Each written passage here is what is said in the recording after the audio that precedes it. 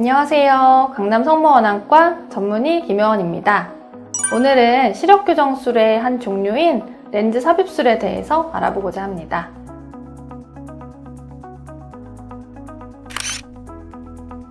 렌즈 삽입술은 환자에게 맞는 도수의 렌즈를 환자의 눈 안에 삽입하는 방식의 수술을 말하고요.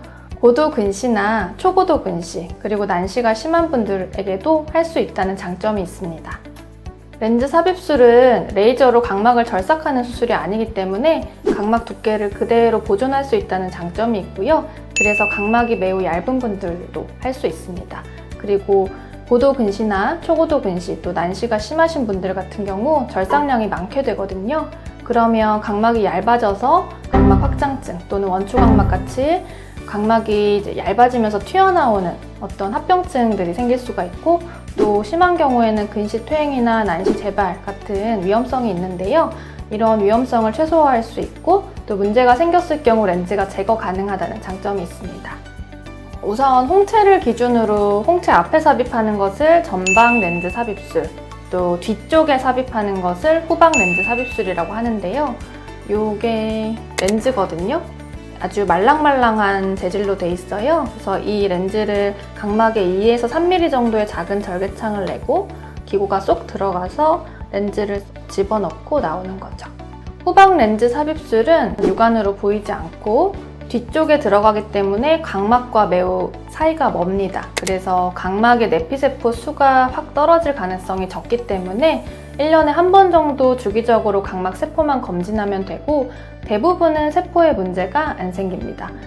우선 라식, 라섹, 스마일 수술 같은 각막 절삭하는 수술이 불가능할 정도로 각막이 많이 얇으신 분들, 야간 동공 크기가 큰 분들, 또는 아벨리노 각막 이상증이나 다른 각막 혼탁이 있어서 각막을 깎는 수술이 어려운 분들, 그리고 초고도 근시 환자분 중에서 라식이나 라섹을 했는데 또다시 근시가 많이 퇴행하신 분들, 이런 분들이 적합한 대상자라고 말씀드리고 싶습니다. 가장 많이 사용하고 있는 렌즈는 임플란터블 콜라머 렌즈 임플란테이션의 약자인 ICL, 콜라머라는 생체 적합성이 높은 물질로 이루어져 있습니다. 그래서 이게 이제 미국 특허가 있기 때문에 아무 회사나 다시 비슷하게 만들거나 이러지 못하고요. 이 렌즈의 재질은 눈 안에 다른 구조물들을 건드리거나 해치지 않고 생체 적합성이 매우 높기 때문에 염증을 잘 일으키지 않는다는 특성이 있습니다. 이 ICL은 이렇게 생겼거든요. 가운데에 구멍이 하나가 있어서 방수라는 물이 왔다 갔다 할 수 있습니다. 그래서 옛날에는 이런 구멍이 없는 렌즈들을 썼었어요. 옛날에 렌즈 삽입술 하신 분들 눈 보면 이제 홍채에 구멍이 1개 또는 2개가 뚫려 있어요. 그래서 미리 수술하기 전에 홍채에다가 이제 레이저로 구멍을 뚫은 거죠. 물의 흐름을 원활하게 하기 위해서. 근데 요새는 그런 과정 없이 이 렌즈가 구멍을 갖고 있기 때문에 그냥 넣으면 됩니다.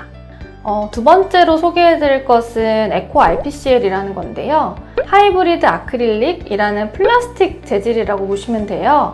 구멍이 7개가 있기 때문에 물의 흐름이 원활하고, 그래서 아무래도 안압 상승이나 녹내장 확률이 줄어든다고 되어 있습니다.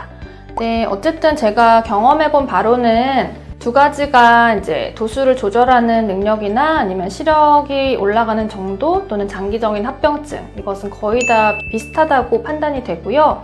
RPCL 같은 경우에는 이제 도수가 좀 더 많아요. 그래서 좀 더 다양한 범위에서 고도근시나 난시 환자, 원시 환자들에게도 적용할 수 있기 때문에 좀 더 스펙트럼이 다양하다, 이렇게 보면 되고, 아까 말씀드린 RCL 같은 경우에는 저희가 뭐 당일에 하려고 또는 다음날에 하려고 주문을 하면 렌즈가 없는 경우가 많아요. 그래서 조금 제한이 있다라고 보시면 되고요. 뭐 어떤 환자 같은 경우는 초고도 근시에 난시까지 고도 난시를 갖고 있어서 렌즈를 주문 제작해야 되는 경우가 있어요. 그러면 주문 제작하는 데까지 심하면 8주에서 12주가 걸리기도 해요. 그래서 바로 수술을 할 수 없다는 단점이 있습니다. 요새 렌즈를 빼러 오시는 분들이 생각보다 많아요. 근데 이 많다는 거는 이제 상대적인 건데, 노안 백내장 수술을 하시면서 렌즈를 빼는 분들이 대부분이고요. 이제 오래전에 렌즈 삽입술을 하셨던 분들이죠. 그런 분들은 이제 렌즈를 제거하고 수정체 수술을 하고 있고요. 실제로 문제없이 잘 수술이 되고 있습니다. 그리고 두 번째로는 안압이 너무 오르거나 녹내장이 생기신 분들 같은 경우는 렌즈를 빼고 치료를 해야 되는 경우들이 있고요. 세 번째로는 각막의 세포 수가 많이 떨어져서 렌즈를 제거하는 분이 있습니다. 네, 첫 번째 케이스 같은 경우는 아무 문제가 없이 잘 쓰다가 백내장이 오는 연령까지 되셔서 이제 제거를 하는 경우고요. 두 번째, 세 번째 같은 경우는 부작용 또는 합병증이 생겨서 빼는 경우인데 이런 경우는 거의 흔치 않다라고 보시면 됩니다. 오늘은 시력 교정술의 한 종류인 렌즈 삽입술에 대해 알아봤는데요. 정확한 것은 검사와 전문의와의 상담을 통해서 결정하는 거 잊지 마시고요. 오늘의 컨텐츠가 유익하셨다면 좋아요, 구독, 알림 설정 부탁드릴게요.